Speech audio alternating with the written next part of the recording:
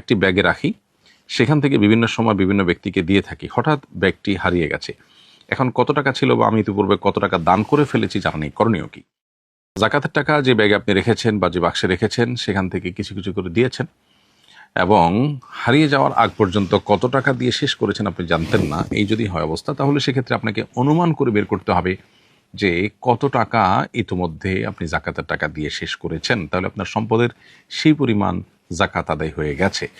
বাকি যেগুলো আপনার অনাদায় রয়েছে সেটা আপনাকে বের করতে হবে। এই জিনিসটা আপনাকে অনুমান করে বের করতে হবে এমনভাবে যা দিয়েছেন সেটা এর কম হবে না, এতটুকু নিশ্চিত, সেরকম একটা ফিগার আপনাকে আসতে হবে, তাহলে আপনি সেটুকু দিয়েছেন বলে ধর্তব্য হবে, আর বাকিটা আপনাকে জাকাত দিতে হবে।